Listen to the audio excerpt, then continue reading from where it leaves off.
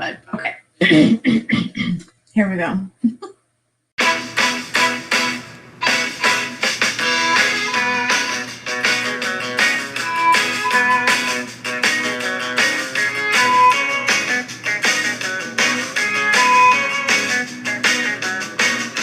What is up, everyone? Welcome to the Fun with Friends podcast. I'm your host, Allie. I hope everyone is staying safe and staying sane.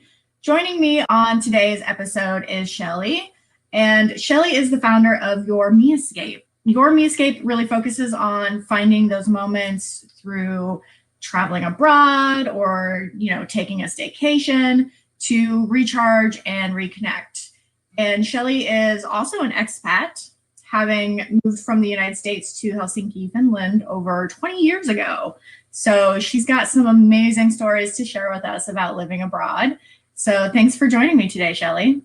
Thanks, Allie, for having me.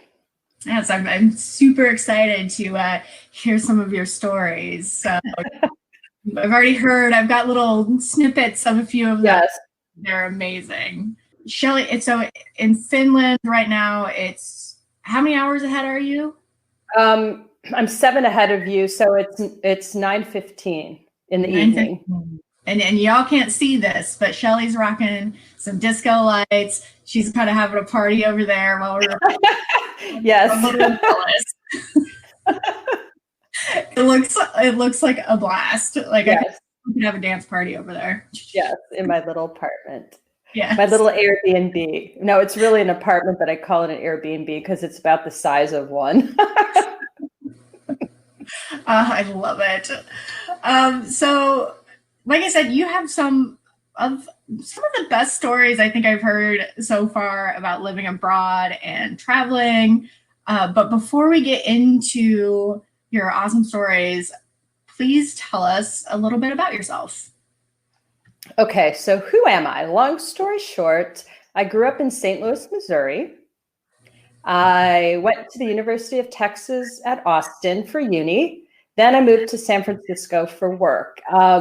That was probably the best years of my life. I worked for a record label, and it was just crazy. Like, my job was to go to concerts, to wine and dine the artists. It was crazy. That sounds like a blast. Yeah.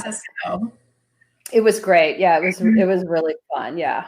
So because everybody wanted to come to San Francisco, and it was at the end of the 80s. So like the rave scene was happening. We had like all the really good bands, and I worked for one of the best labels. So we had everybody. So everybody came to San Francisco. Oh my gosh. I bet you have some good stories. Well, I have some good stories. I have some good pictures. Yeah. Oh my gosh. It was, at the end of the day, it was like selling shoes, if that makes sense. It was okay, not literally selling shoes, but it was my job, and I just happened to sell records. That was records back then. Records and cassettes. We were just starting. Oh my gosh. That's fantastic. So San Francisco, then I was okay. When I graduated from college, my best friend and I decided to do the Eurail thing. So that was kind of like my first foray into international travel. I don't even think I had been to Mexico. Yeah, I think I went to Mexico in uni. But yeah, so we, saved up our money, and right when we graduated, she was from Dallas, I'm from St. Louis. So we met in the UK, in London, and we just started like our summer journey. And that year was the best year for the US dollar. So we decided to kind of splurge a little. So instead of getting like the second class Eurail pass, we splurged on the first class. Nice. Yeah. And yeah, so we didn't really have to slum it. And instead of a backpack, we ended up taking like those rolly backpacks. I mean, yeah. Traveling in style. Yeah, I travel in style. Oh my gosh. So that was your first trip abroad. Yes. How long did you guys We were travel? there about 3 months, Oh, and we wow. went. Like we basically went everywhere. Not everywhere, but her brother had gone, I think, a couple years before. So we either had to hit the countries that he didn't hit, or we Mhm. had to hit the countries he hit and more. So if you like back then, it was in 1985. Mhm. You know, there was no internet. There was, so you had these guidebooks. You would get to where your destination, and you'd have to look at postcards because you didn't know where to go. I mean, and you can't, and Yeah. you didn't have like Encyclopedia Britannica or something, to look at. So we had our guidebooks, but you just have to go to like the tourist office and look at the postcards or whatever, and that's what you did back then. Huh. Yeah. I suppose everything is by map. I mean, it's postcards though. I guess Yeah, I didn't realize that postcards were the way to go well, when, because they have all the sites on them. So you yeah. just I kind of mean, go, yeah, let's go here. You have the guidebook. So anyway, huh. so we kind of zipped around everywhere. We spent like tons of time in the UK. We went to Ireland. We went to Scotland. We didn't go to Northern Ireland. And then we crossed over to the continent. And then we just took the train and boats everywhere. Oh my gosh. What a fun trip to take in your like early 20s, just kind of like cruising Yeah. around Europe. Yeah. I was only 21. Oh my gosh. Yeah. I know. I was a baby. How fun. And with And like would I let my daughter do this? No. Like, oh how my could my god. parents let me do this? Listen, in the 70s and 80s, it was a different story. It was survival of the fittest, right? You threw your kids Yeah, there, and if they came home, you're like, yeah, yeah, yeah. And you had to like line up and go to the like post offices where they had like the public telephone, so like we could call Yeah. home. We sent postcards.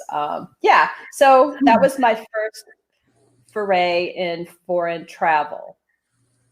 Yeah, actually it was. Yeah. I just had like a flashback of something, but yeah, it was. Sorry. And did you do a lot of other traveling before you moved abroad to Helsinki? Well, my family, we would do, our summer vacations. So we traveled around the US quite a lot. And then when I was in uni, I did go to Mexico a couple times for spring break. Mm-hmm. And then that was my first time I went abroad. And then my family went to Israel a couple of years after I graduated from uni. Nice, nice. Yeah.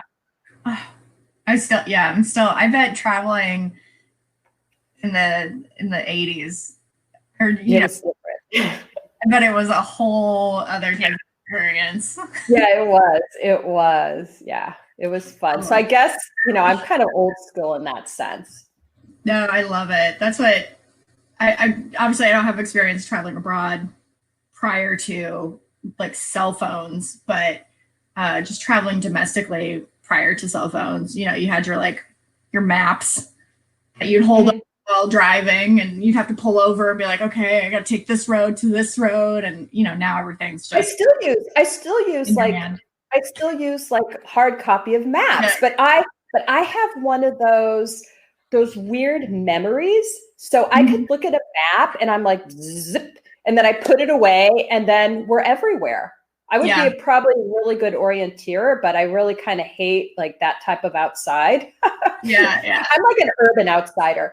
I thrive really good in the urban setting. But yeah, I mean, I just like look, I'm like, oh, okay. And then we just kind of get lost, and I have like a good sense of direction. Mm-hmm. Yeah, I used to do that with I would memorize the route I needed to drive, everything.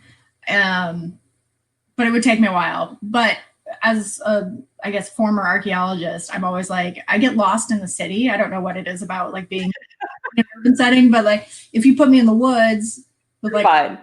So we're opposites. I can find my way. So.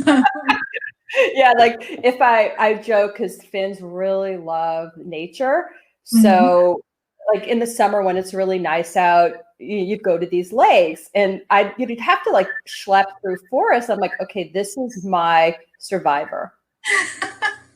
It's like Survivor Finland, going from the car to the lake. And there are bugs, and and people were like, let's pick the berries. And I'm like, no, a dog could have peed on it. Or like, bring me back to the city. You're gonna get voted off of Survivor Finland. I could have won though, because I could have been sneaky. True. Okay, so you did some traveling prior to moving to Helsinki. Before we jump into kind of your life abroad, what's a kind of fun fact about yourself? So it can be anything from like your favorite food to like. I have a fun thing. Done. Yes. I was an adult cheerleader. An adult cheerleader. I know, it sounds like I was an adult porn star. No, I was an adult cheerleader.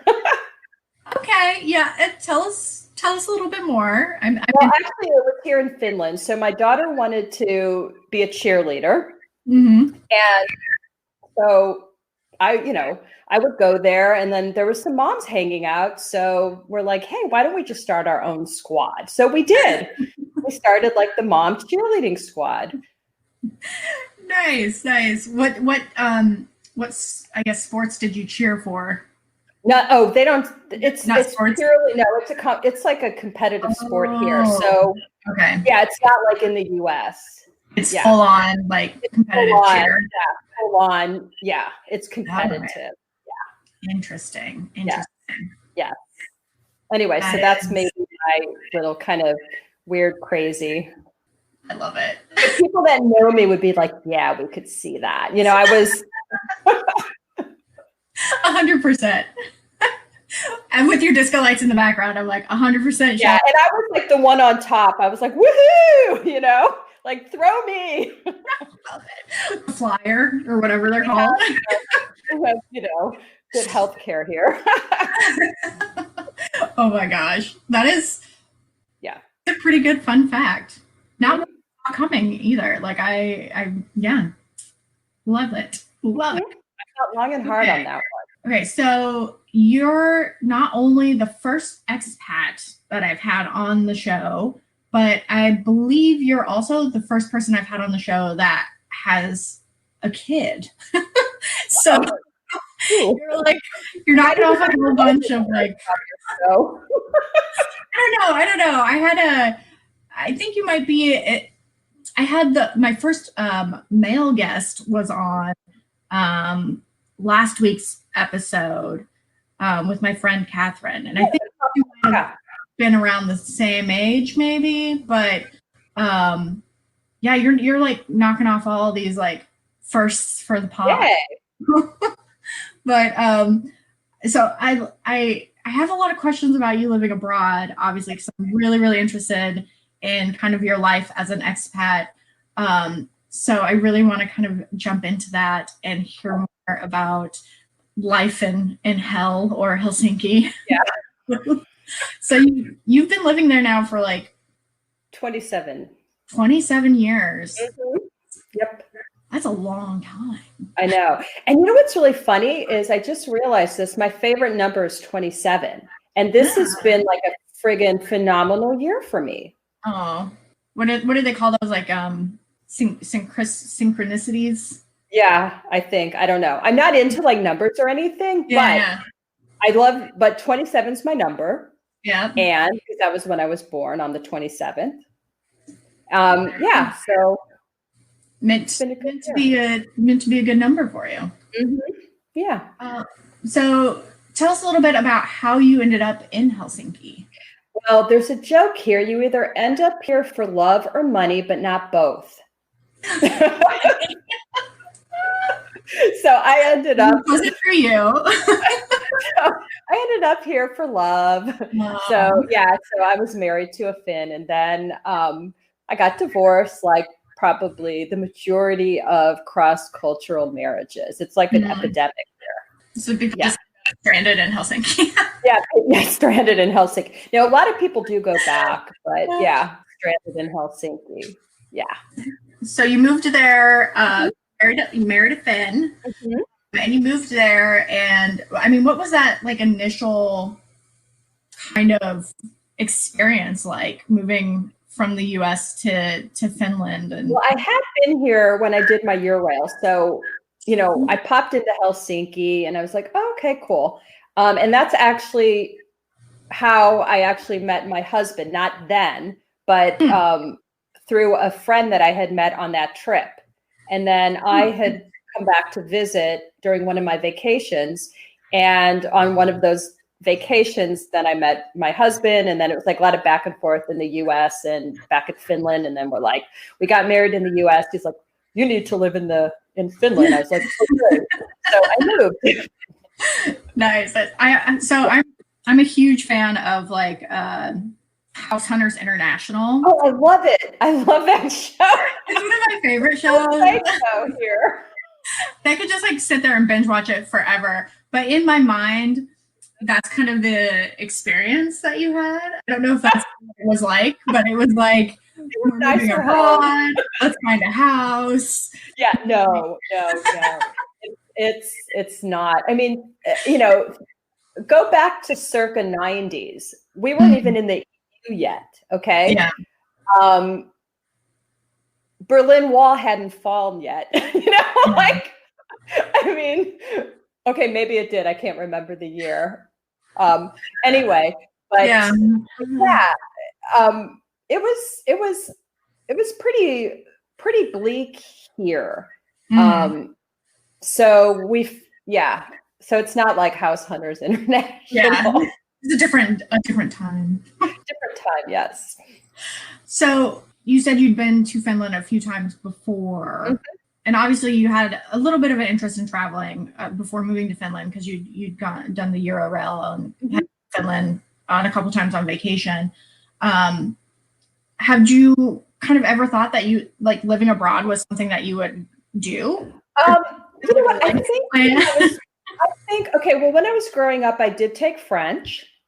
And then when I lived in San Francisco, I was like, I think I want to take Italian. I loved Italy. I loved Italians. So I took Italian. I think it's always a dream to live abroad, but a dream is different than actually doing it. And I never made steps to do it. Yeah. Not that somebody would cut. Well, that's what happened. Somebody did whisk me over there. So, yeah, I don't know. I mean, it was a fantasy to live, but I never made steps to do it. So then when I got married and my husband said, hey, okay, I've lived in the US. Let's move to Finland because you really need to experience living in another country. And I said, sure, okay. And it was funny because the people that I worked with, like a lot of people didn't even know about Finland. They're like, where is it? Yeah. What's the capital?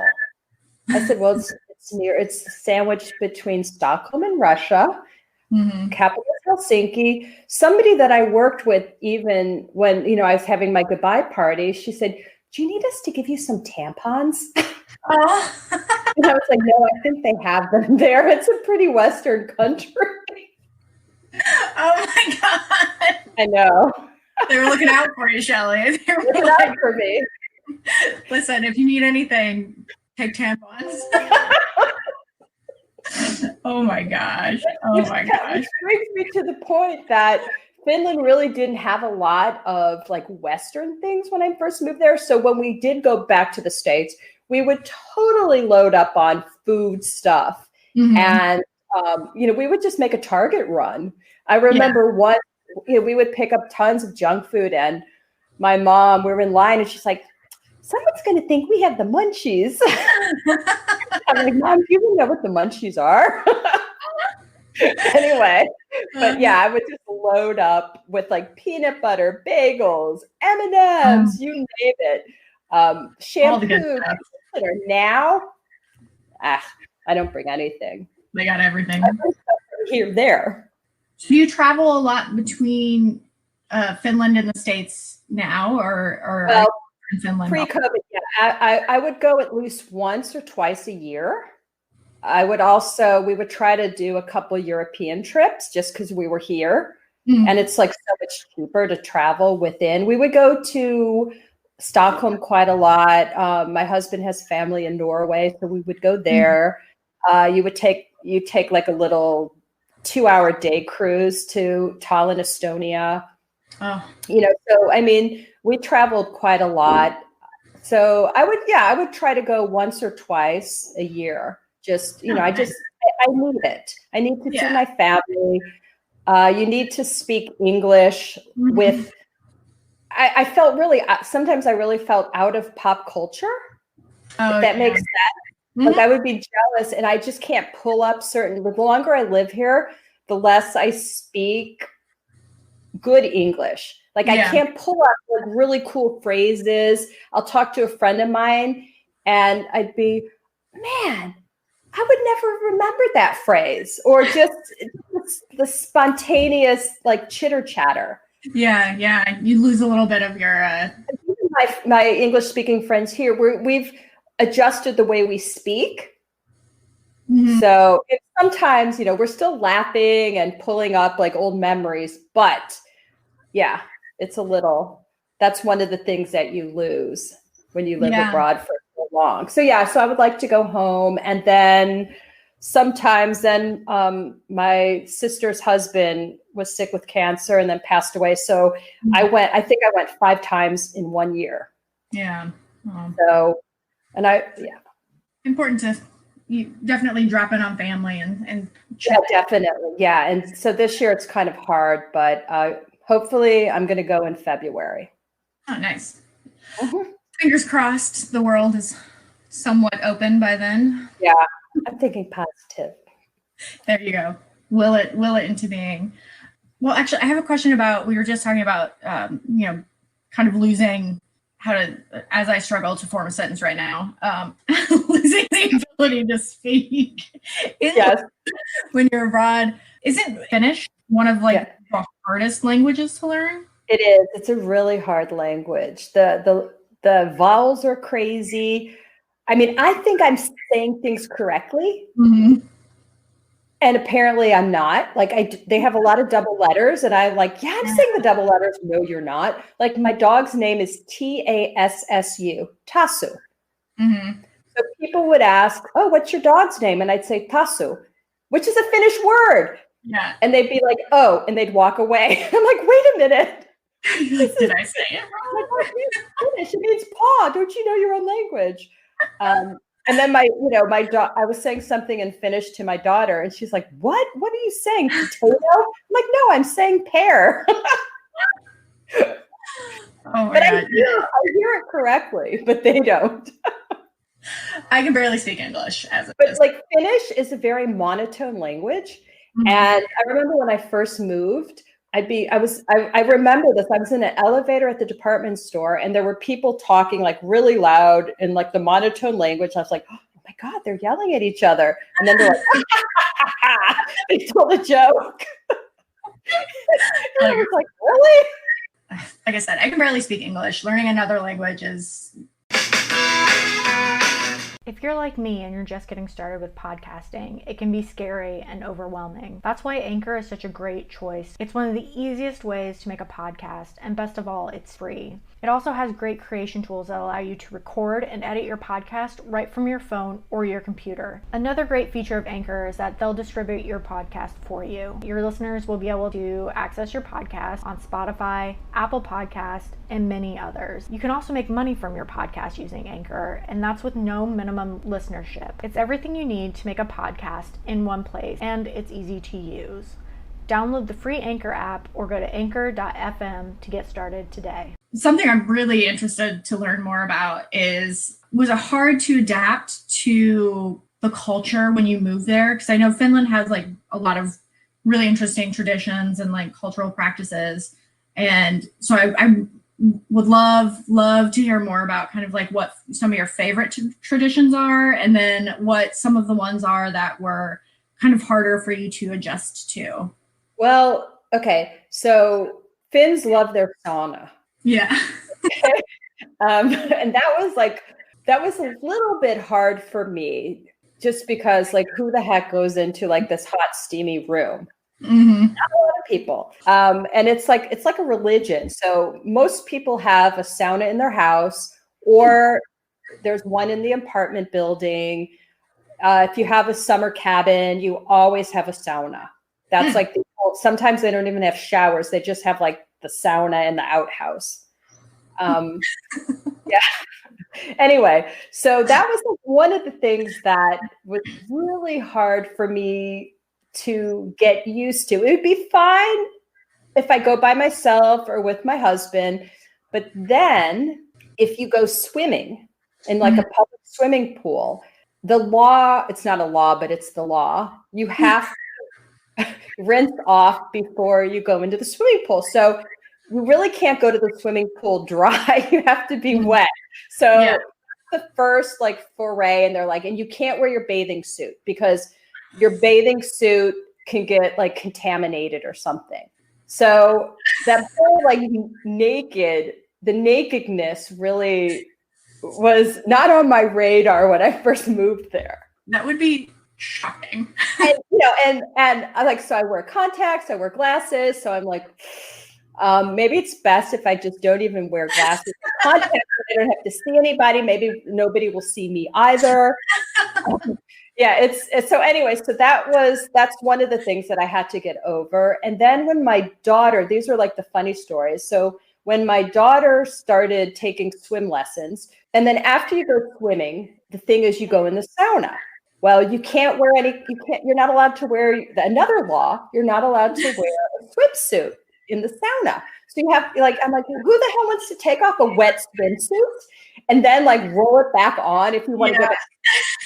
Anyway, so that's one of the things that was a little bit odd. And then it's like Finns are very quiet, but when it comes to sauna or certain activities, they're very social.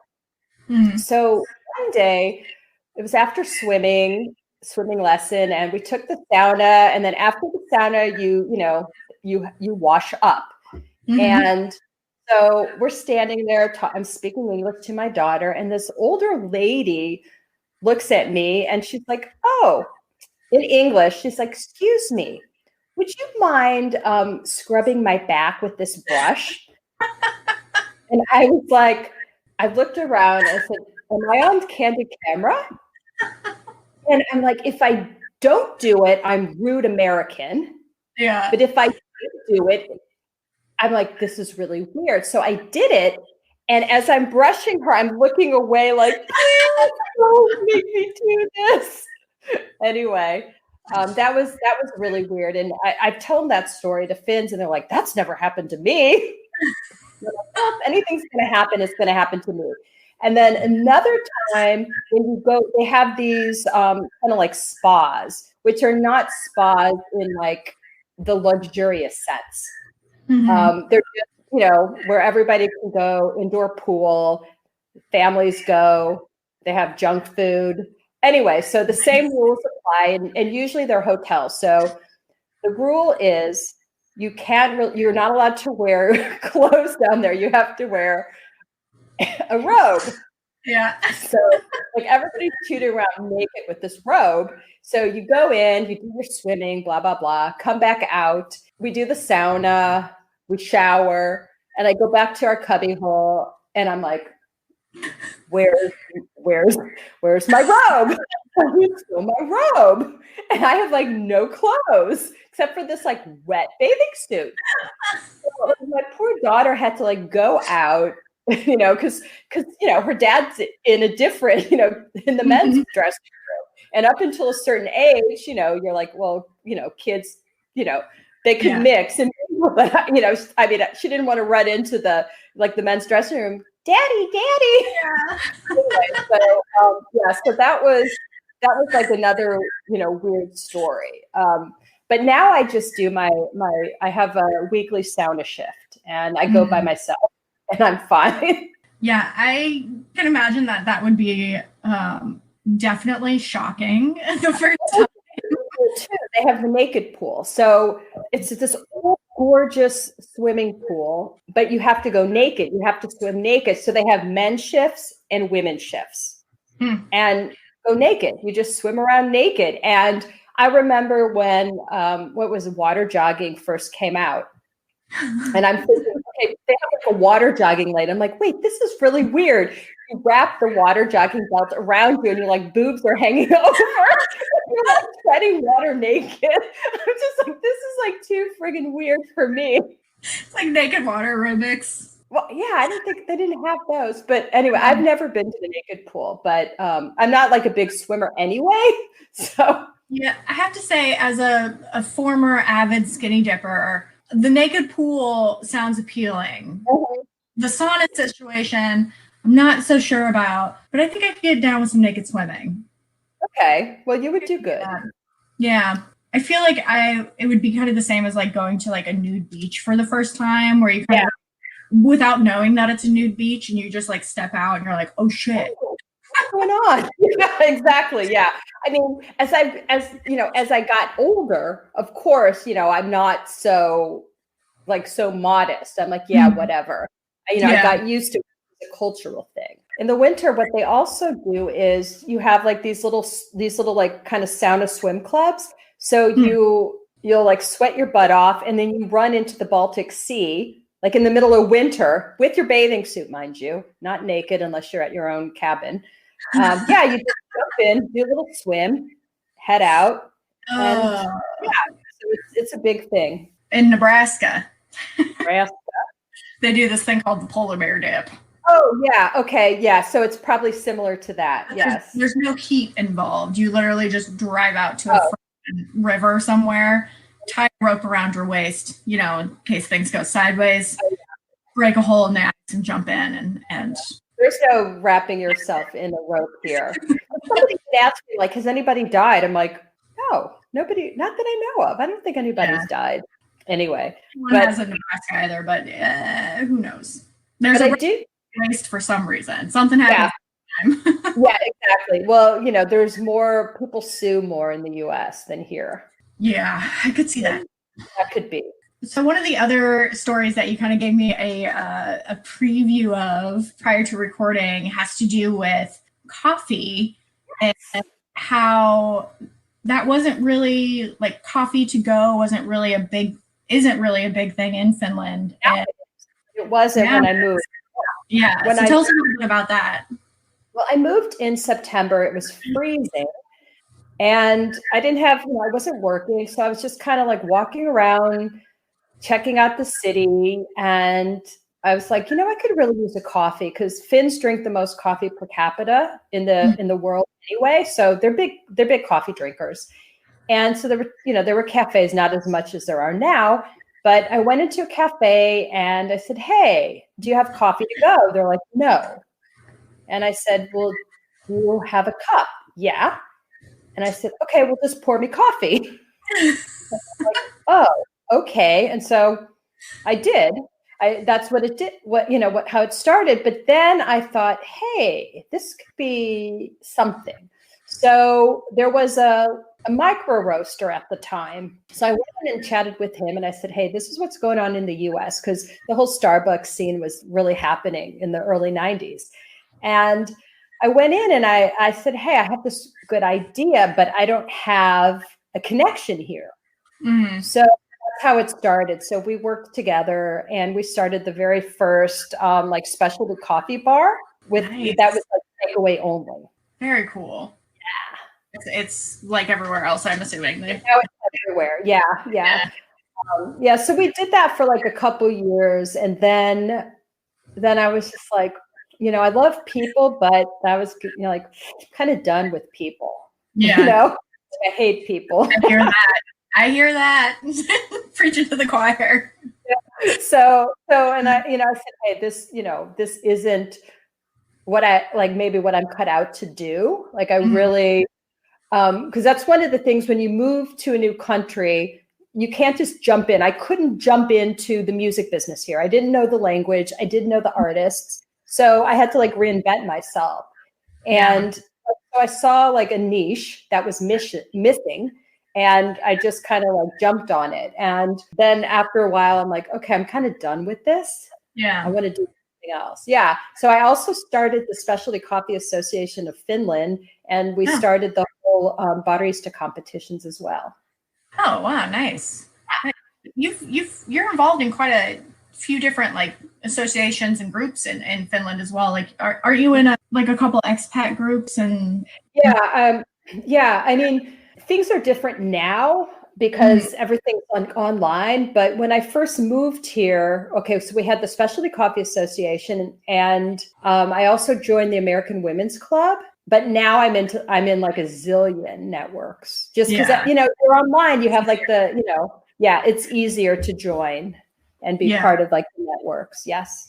Would you say that's like something you would recommend for folks that are looking to move abroad or are maybe living abroad now or have just moved, like finding those? Well, I suppose like Facebook is probably like the place to Facebook.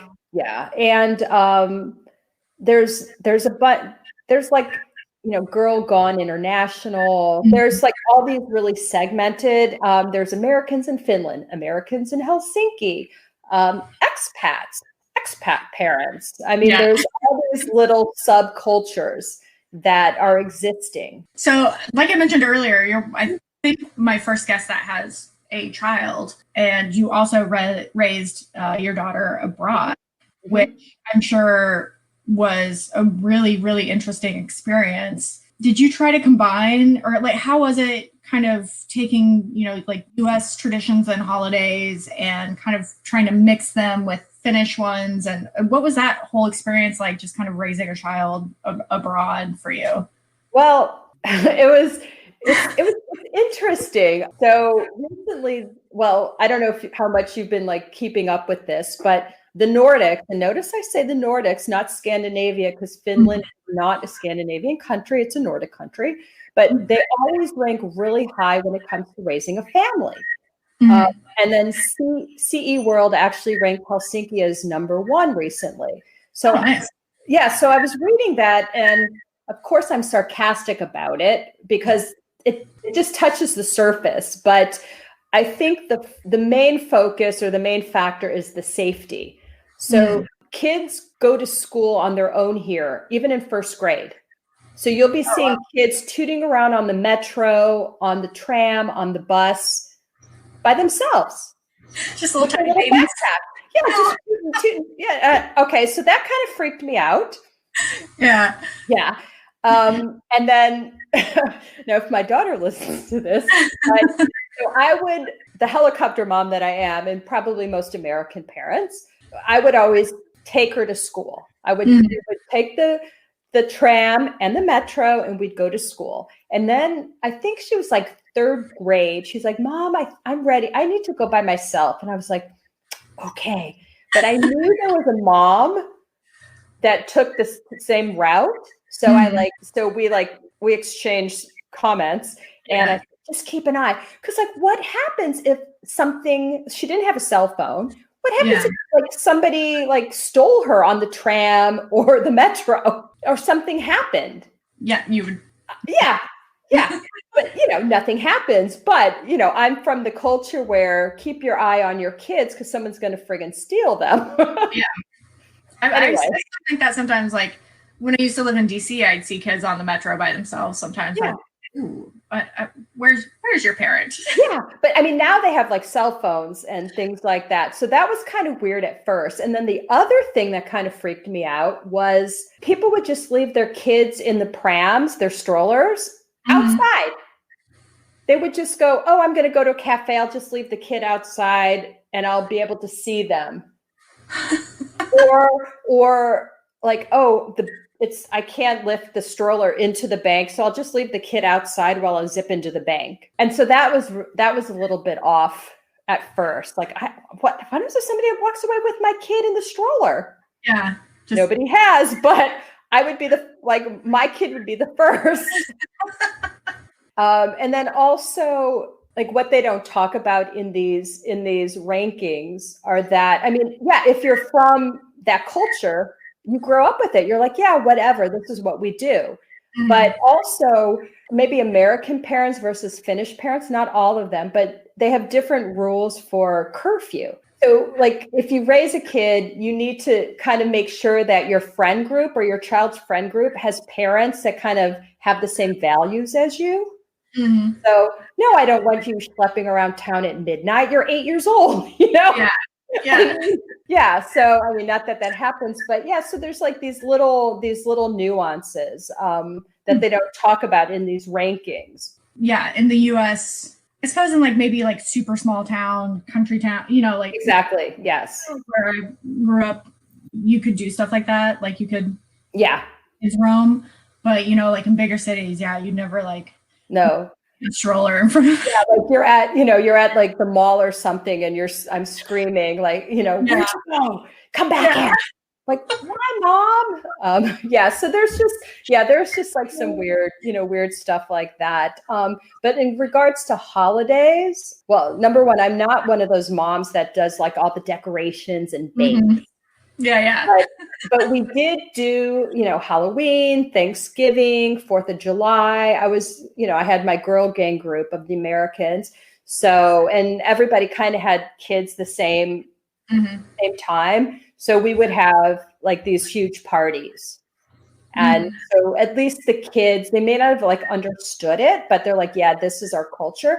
But the one thing that I did kind of put into effect because like when I was growing up, we would always have dinner together. Like you could do whatever you want during the day and after, but we always have to have a family dinner. Like that was it, family dinner time. If you're going to run late, call and we'll wait for you.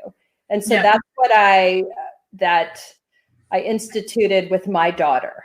And, it's like, it's our sacred time. This is when we chat and we catch up on everything. Yeah. So that was like one of the traditions. I mean, not that Finns don't do that because they do have dinner together, but that was just something that I felt was really important. Your daughter, she was raised both, I guess she probably was Finnish, her like primary language, or English, and then English. Okay. English is her mother tongue.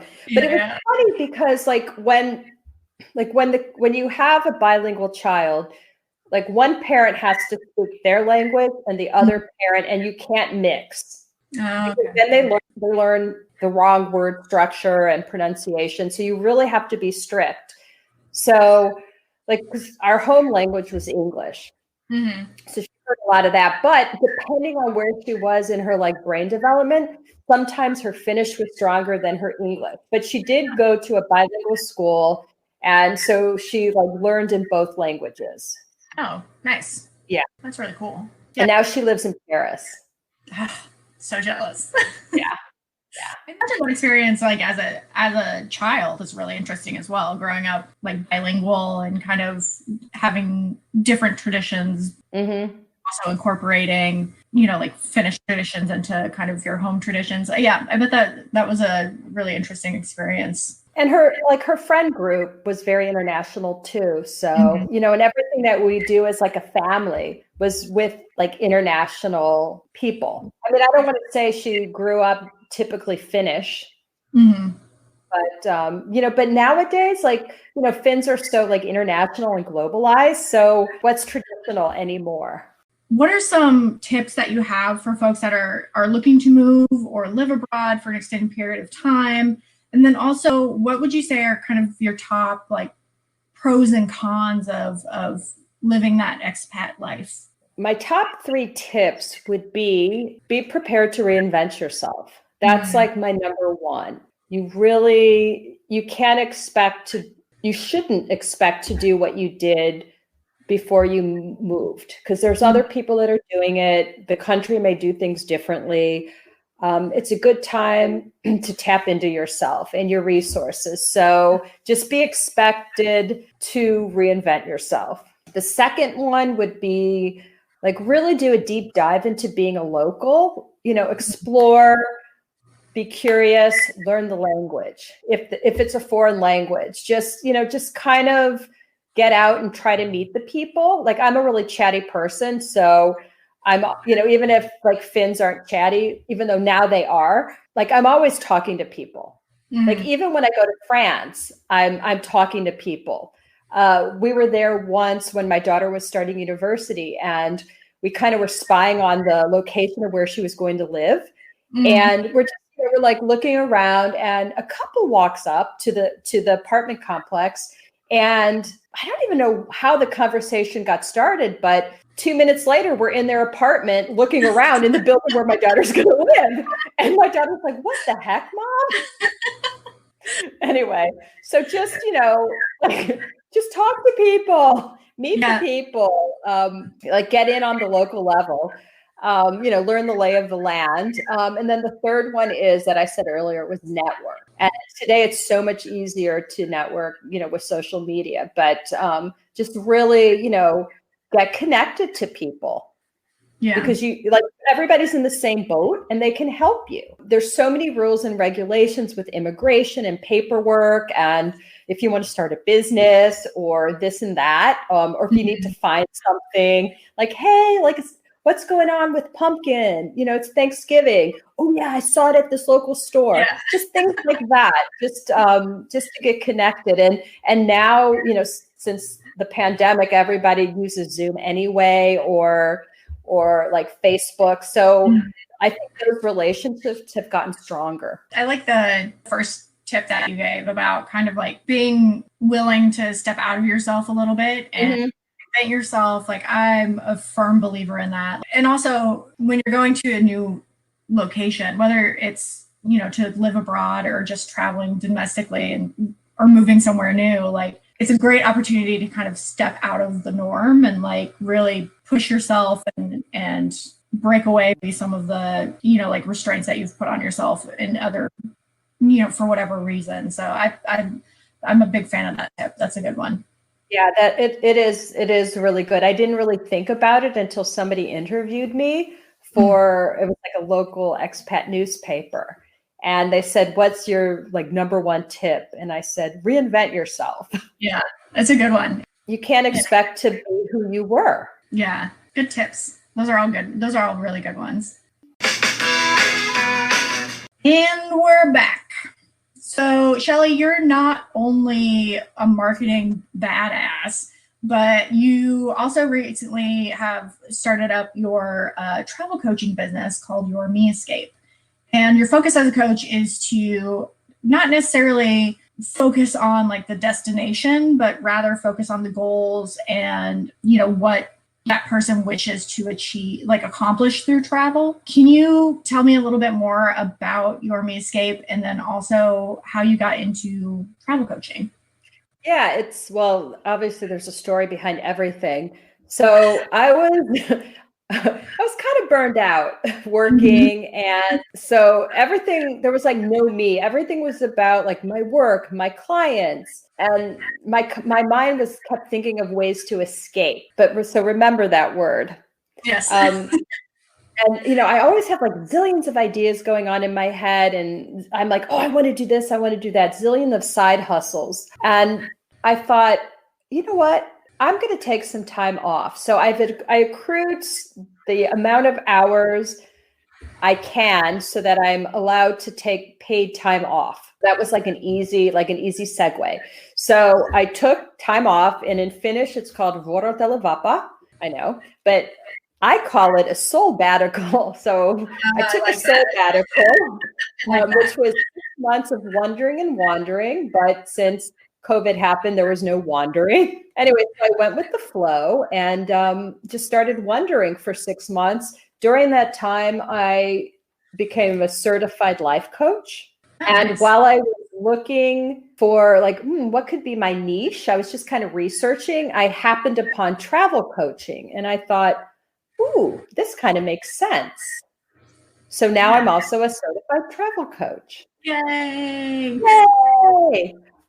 So what a travel coach does or what I do as a travel coach is I work with clients to bring clarity and balance to their everyday. So I inspire them to dream more, achieve more, and become more through travel.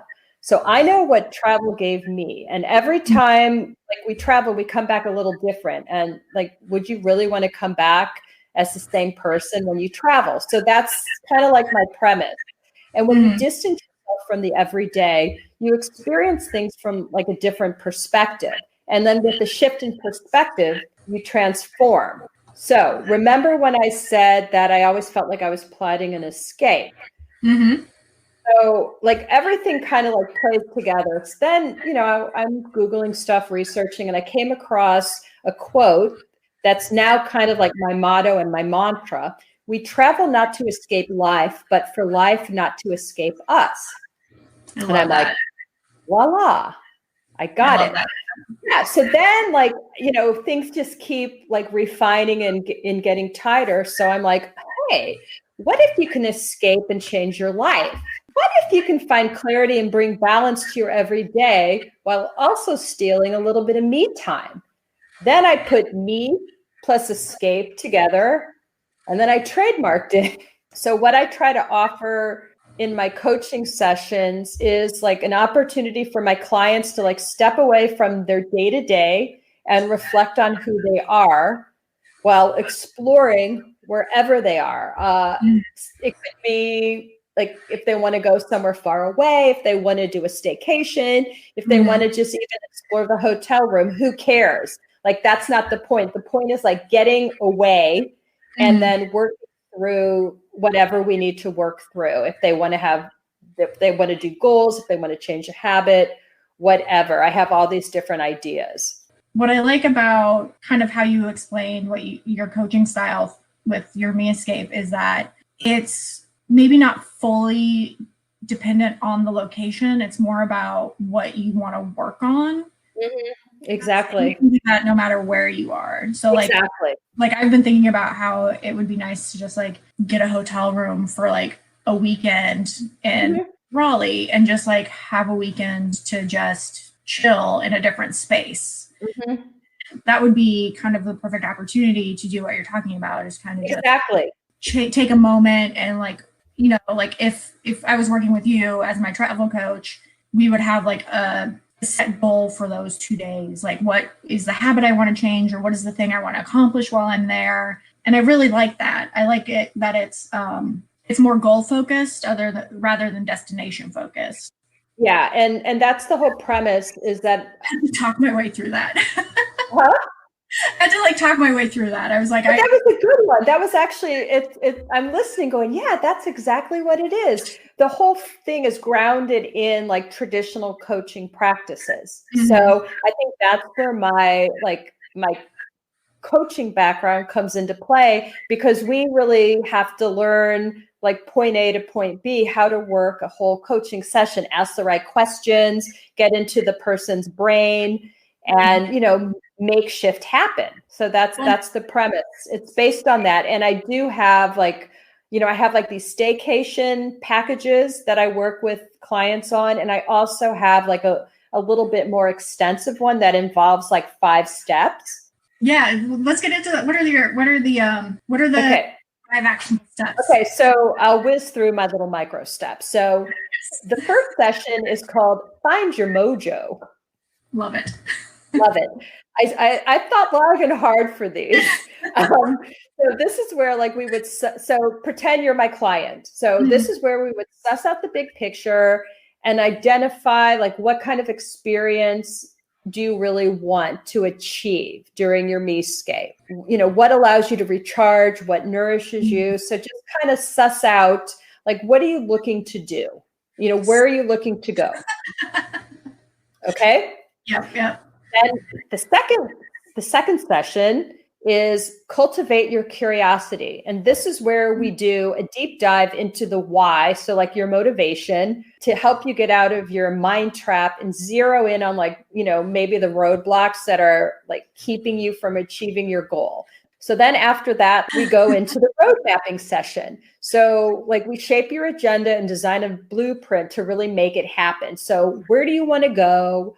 What do you want to do? This is kind of like the easy one. I'm not a travel agent, so I'm not going to book a hotel, but I can like guide you. Like, okay, you want to do this. Well, have you thought of looking at this hotel, or what about doing an Airbnb, whatever. So that's kind of like the road mapping. Then the fourth session is called Walk Your Talk. And this is kind of like the pep talk where I cheer you on and we create like an accountability plan to make it easier for you to commit your goal. So, okay, you're going to go there, but how are you going to be accountable? You can't call me every 5 seconds. Like, how are you going to make sure you achieve your goals? So we devise a plan around that. And then you go away on your little MEscape and you come back, and the fifth and last session is called Now What? And this is where we reflect on the highs and lows of your MEscape and set the boundaries going forward, because now that you're back, it's so easy to fall into your old habits. And you don't want to do that. So you got to keep like the flow going and like how awesome everything is. So we like kind of put up a plan for how to keep everything moving forward. And I also think that this would be like really useful for creatives, because like as a creative myself, like I get like stuck, right? Like I'm trying to write or draw something, you just not feel. And I feel like this program would be really, really cool to like just again kind of like shake it up and get in like a different mindset and have like actionable steps and goals to I think it would be like really, really useful. So this is something like I would coach on, like, okay, you're stuck. Okay, so what are you doing that you shouldn't be doing? Like, let's do let's do that don't-do list instead of the to-do list, and get you out of that mindset so that you can move forward. Kind of like reverse engineering psychology type stuff. Yeah. You started your MEscape this year. What else you got in the works? You working on anything else that you'd like to share with I am. In line with my MEscape, I have a workshop that I've come up with, because I thought if I'm going to sell this like staycation idea, and if I'm going to sell it to like a resort or a boutique hotel, which is my goal, you can't really bother their customer too much. So I needed to come up with something that could add value to that staycation at that time. So I came up with this workshop, and what it is it's called Your Life, Your Agreements. And so the way I preface it is like life kind of gets in the way and takes over, and you lose a piece of yourself. And it's often at the expense of your values. So the coachee does a little bit of inner work. I have these like 8 exercises, and the exercises lead to the coachee creating these 4 personal agreements, which create these kind of like, they're not affirmation cards, but they'll look like an affirmation card. So you can like write down your agreements, color, put stickers, whatever, make it really creative. And so they kind of leave with these fundamental truths or values that will help them navigate like decisions and goals as they continue their journey. I want these agreement cards like to kind of follow you around. So use them to like navigate anything you're struggling with, or check back in with you feel like you're losing who you are. So like if you're indecisive, go to your cards, because you just wrote 4 things. Yeah. If the world gets too noisy, go to your cards. If you feel like unsettled about something, go to your cards, because those are your values. Those are what are going to guide you. So that's my idea, my workshop idea. But that's kind of what I'm working on too. So where can folks find you? So my website is yourmescape.com, as is my Instagram. Oh, perfect. I'll be sure to put Shelly's Instagram and her website in the episode description. If you guys have questions for her, be sure to reach out to her on Instagram. Check out her website. She has a ton of amazing blog posts on a variety of topics.